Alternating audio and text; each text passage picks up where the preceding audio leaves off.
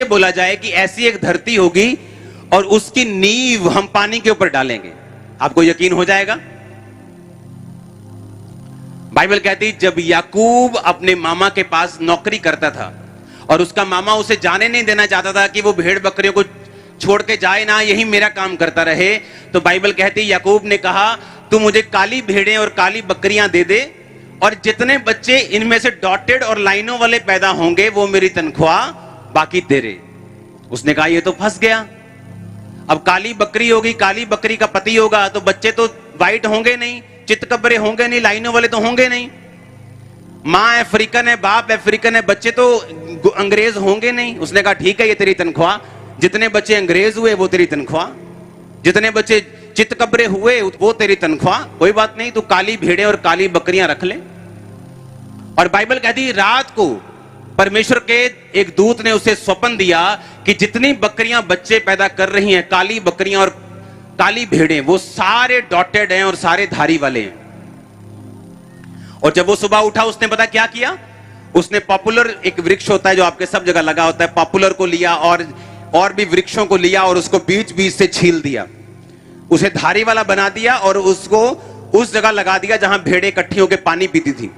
और जब भेड़ें आके उनको धारी वालों को देखती थी और इमेजिनेशन में, अपने दिमाग में याकूब ये देखता था दर्शन को कि जब वो बच्चे पैदा करेंगे वो धारी वाले पैदा करेंगे। और वही हुआ जो याकूब ने देखा। पता है क्यों? अब बताओ क्यों ऐसा हुआ? क्योंकि जब परमेश्वर ने धरती बनाई जो असंभव है, वो उसने कैसे बनाई? पहले धरती कहां पे थी? परमेश्वर के दिमाग में थी वो, और उसने अपने दिमाग में जो था उसको वचनों से बोला कि आकाश और पृथ्वी बन जाएं, और वैसा।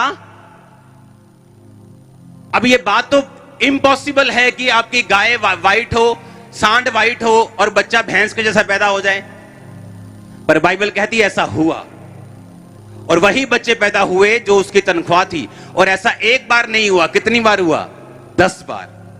क्योंकि उसका मामा आके बोलता है अच्छा ये काली भेड़ और काली बकरियों ने लाइनों वाले बच्चे पैदा किए हैं, चलो कोई लोचा हो, गलती हो गई कोई बात नहीं बेटा, अब ऐसा है कि जितने जितने धब्बे वाले बच्चे होंगे, जैसे शेर पे, तेंदुओं पे धब्बे होते हैं, वो तेरी तनख्वाह, बाकी सारे मेरे। क्या हुआ फिर? उसने दर्शन देखा कि वही धब्बे वाले बच्चे पैदा हो रहे हैं और वही धब्बे वाले बच्चे पैदा हुए। उसका मामा आके देखता है अच्छा धब्बे वाले बच्चे पैदा हो रहे हैं, अच्छा कुछ करना ही पड़ेगा इसका, ठीक है जितने बड़े बड़े गोले वाले पैदा होंगे वो तेरी तनख्वाह, बाकी सारे मेरे। उसने दर्शन देखा कि बड़े बड़े गोले वाले पैदा हो रहे और वही बच्चे पैदा हुए। बाइबल कहती 10 बार उसकी मजदूरी बदली गई और 10 बार वही बच्चे पैदा हुए जो उसने दर्शन में देखे थे। अपने कामों को यहोवा पर डाल दे, तेरी कल्पनाएं सिद्ध होंगी। अब आपके दिल में विजन हो सकता है कि मुझे एक बड़ी कंपनी का मालिक बनना है, मुझे एक बड़ी मिनिस्ट्री करनी, मुझे अपनी फैमिली को ऐसा देखना है, मुझे अपने बच्चों को सक्सेसफुल देखना है। आप सबसे पहले उन्हें दर्शन में देखेंगे, अपनी इमेजिनेशन में देखेंगे। इब्रानी 11 उसकी 1 आयत को देखेंगे। अब विश्वास आशा की हुई वस्तुओं का निश्चय और अनदेखी वस्तुओं का प्रमाण है। बोलो विश्वास आशा की हुई वस्तुओं का निश्चय और अनदेखी वस्तुओं का प्रमाण है। मैं 3 आयत पढ़ूंगा। विश्वास ही से हम जानते हैं कि सारी सृष्टि की रचना परमेश्वर के वचन के द्वारा हुई। यही नहीं, जो कुछ देखने में आता है वह देखी हुई वस्तुओं से बना है। सब जोर से बोलो हालेलुया। बोलो विश्वास आशा की हुई वस्तुओं का निश्चय और अनदेखी वस्तुओं का प्रमाण है। बाइबल कहती जितनी देखी वस्तुएं आप देख रहे हो ये परमेश्वर के कैसे बनी है? वचन से। और क्या वचन दिखता है कि नहीं दिखता? वो नहीं दिखता। जो मैं बोल रहा हूं वो आपको सुन रहा है, दिख थोड़ी रहा है।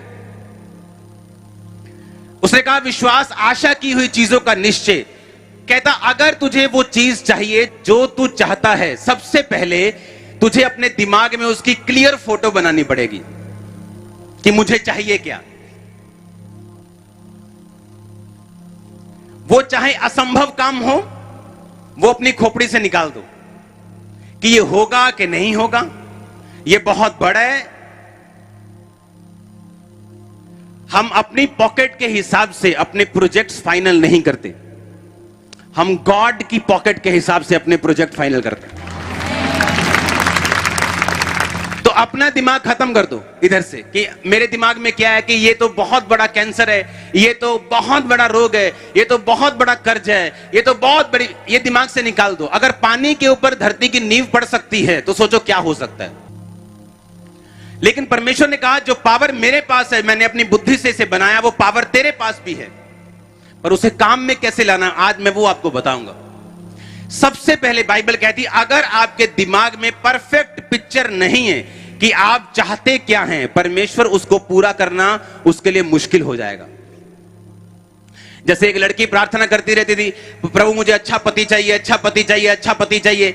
परमेश्वर कहता कैसा अच्छा, मेरे लिए एक टीचर भी अच्छा है, मेरे लिए क्लर्क भी अच्छा है, मेरे लिए तो अच्छा अच्छा ये तेरे, तू कैसा अच्छा चाहती। उस पास्टर ने कहा तू क्या चाहती, परमेश्वर के लिए तो सब अच्छे हैं जो अच्छे लोग हैं, लेकिन तेरे लिए अच्छा क्या है वो तुझे पता है। उसने कहा तुझे कैसा प्रोफेशन कैसा चाहिए उसका, अपने पति का।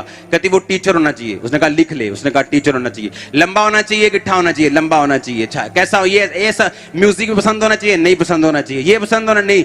10 उसने लिखे, परफेक्ट पिक्चर बनाई, उसके लिए प्रेयर की, दिमाग में रखा। 6 महीने में वैसा पति उसके पास था। प्रॉब्लम कहां है, हम परमेश्वर को बोलते रहते हैं मुझे अच्छा रिश्ता चाहिए, मुझे अच्छा रिश्ता चाहिए, और परमेश्वर को बताओ वो कैसे डिसाइड करे आपके लिए कि अच्छा रिश्ता कौन सा है। परमेश्वर ने अगर धरती बनाई तो उसके दिमाग में परफेक्ट पिक्चर थी कि धरती कैसी होनी चाहिए, बीज कैसे होने चाहिए, पेड़ कैसे होने चाहिए, हाँ या ना। और उसने आपको बिल्कुल अपनी समानता में बनाया कि अगर परमेश्वर जो उसको चाहिए था उसको दिमाग में फ्रेम करके अपने वचनों से पैदा कर सकता है, तो आपको सबसे पहले अपने दिमाग में चीजों को फ्रेम करना पड़ेगा कि आपको वो चीजें कैसी चाहिए। मेरे को चर्च कैसी चाहिए वो मेरे दिमाग में थी, आज मेरे सामने है। अगले 6 साल में कैसी चाहिए अभी मेरे दिमाग में, आपके सामने आ जाएगी। अब अगर आपके दिमाग में क्लियर नहीं है कि आपको चाहिए क्या, तो परमेश्वर के लिए उसे पूरा करना मुश्किल होगा। आप बोलेंगे मुझे बरकत दे, मुझे आशीष दे, लेकिन 1000 तरह की आशीषें हैं, कौन सी चाहिए आपको। मुझे अनुग्रह दे, कैसा अनुग्रह चाहिए आपको। मुझे प्रोफेटिक में बढ़ने का अनुग्रह दे, मुझे हीलिंग में बढ़ने का अनुग्रह दे, मुझे गैदरिंग में बढ़ने का अनुग्रह दे, मुझे फाइनेंस में बढ़ने का अनुग्रह दे, मुझे परिवार में बढ़ने का, मैरिड लाइफ में ग्रेस चाहिए। कौन सी ग्रेस चाहिए आपको। हाय प्रभु दया कर, हाय प्रभु दया कर। कौन सी दया चाहिए आपको। हम जब अन्य जातियों से निकलते हैं हमें ऐसा लगता है कि परमेश्वर को सब पता है, वो सब कर लेगा, और वो कहता है मांगो तो दिया, ढूंढो तो तुम, खटखटाओ तो तुम्हारे लिए। अब एक विश्वासी को यह पता होना चाहिए कि मुझे मांगना क्या है। कि परमेश्वर मेरा पति नशे करता है, मेरे पति को नशों से आजाद कर। उसके दिमाग, अपने दिमाग में एक पिक्चर को बनाना कि मेरा पति व्हाइट कपड़ों को डाल के चर्च में जा रहा है, पवित्र आत्मा से भर रहा है, नशों को छोड़ रहा है, परमेश्वर के काम कर रहा है, अच्छे काम कर रहा है। अब ये पिक्चर आपने दिमाग में बना ली और आपने प्रार्थना करनी शुरू कर दी। अब अगला पॉइंट जो आएगा उसको आपने ध्यान से सुनना। करना क्या है आपने फिर। बहुत से लोग हैं जिनके दिमाग में पिक्चर होती कि मुझे क्या करना है। पास्टर्स हैं जिनके दिमाग में पिक्चर होती कि मेरी कलीसिया 1 लाख की होनी चाहिए, 90,000 की होनी चाहिए, पर वो कलीसिया 15 सालों से अभी वहीं पे है जहां 15 साल पहले थी। क्योंकि बाइबल कहती अगर आपका विश्वास आपके कर्मों से मेल नहीं खाता तो जो कुछ परमेश्वर ने आपके दिमाग में उपजाया है वो पूरा नहीं होगा। आपको समझ आ भी रही है या नहीं। मैंने आपको बताया आप पावरफुल हो, प्रभु ने आपको अपने जैसा बनाया, उसने दिमाग से बनाया, आप दिमाग से बना सकते हो, हाँ या ना। उसने दिमाग में सोचा धरती ऐसी होनी चाहिए, उसने कहा धरती बन जाए। उसने दिमाग में सोचा पेड़ ऐसा होना चाहिए कि पेड़ में से ही बीज निकले, फिर वही बीज बोए जाएं, उनमें से पेड़ निकले, एक बारी काम खत्म हो जाए। उसने दिमाग में सोचा, उसने कहा पेड़ बन जाएं, हाँ या ना? उसने कहा मछलियां बन जाएं, पशु पक्षी बन जाएं, और आदम को अपने हाथों से बनाया। उसके दिमाग में जो था उसने बनाया, सांस फूंक दिया, वचन बोल दिया, सब कुछ बन गया। वही पावर आपके पास है। आप सोच सकते हैं और बोल सकते हैं। आपके दिमाग में हीलिंग के लिए है, आप उसे सोच सकते हैं कि हीलिंग होनी चाहिए, मेरी लाइफ फ्यूचर ऐसा होना चाहिए, और उसके बाद आप उन वचनों को बोल सकते हैं अपनी बॉडी के ऊपर। एक लिंक है जो यहां पे नहीं होता तो सब चीजें खत्म हो जाती। आपके दिमाग में रखी फोटो, आपको मालूम हुए अधिकार कि आप परमेश्वर के जैसे हैं, आपकी प्रार्थना, सारा कुछ मिस हो जाता है अगर एक लिंक आपकी लाइफ से निकल जाए।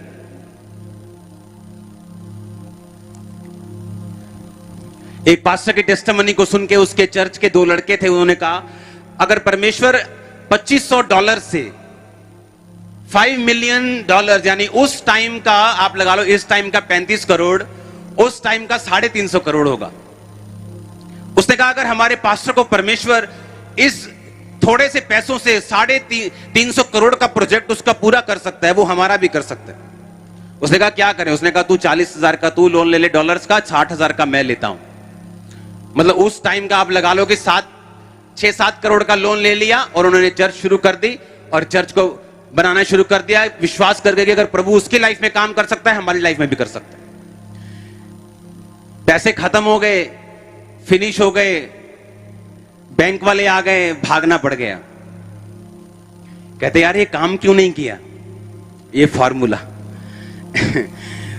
वो पास्टर को मिलने चले गए, कहते आपने $2500 से $5 मिलियन का प्रोजेक्ट पूरा कर दिया, हमारे पास तो $1 लाख से आपसे कम से कम 40 गुना ज्यादा, हमारा पूरा क्यों नहीं हुआ? उसने कहा जब परमेश्वर ने मुझे ये चर्च बनाने के लिए कहा तो उसने मुझे आवाज दे के बोला कि जाओ और 10,000 के बैठने की चर्च बनाओ। लेकिन जब तुमने चर्च बनाने का फैसला किया, तुमने परमेश्वर की आवाज नहीं सुनी, तुमने अपना दिमाग लगाया। 3 लड़कियां उठी मीटिंग पे जाने के लिए, रास्ते में बारिश हो रही थी, नदी बिल्कुल उफान पे थी। उसने कहा पतरस का परमेश्वर हमारा परमेश्वर, छलांग मार दी तीनों नदी में, तीनों मर गई। अगले दिन खबरों में आ गया इनका परमेश्वर तो सिर्फ बाइबल का परमेश्वर है, ये तो सिर्फ बाइबल में काम करता है, ये तो मुर्दा परमेश्वर है, देखो लड़कियां बची नहीं। उस पास्टर ने फिर उस देश को, उसके मीडिया को क्लैरिफाई किया कि पतरस ने नहीं कहा था परमेश्वर मैं तेरे पास चल के आ रहा हूं, पतरस ने कहा था प्रभु अगर तू ही है तो तू अपने मुंह से बता कि मैं तेरे पास चल के आऊं। तो परमेश्वर ने कहा था आ जा, और लिखा जब परमेश्वर ने कहा आ जा तो पतरस पानी पर पांव चलने लगा।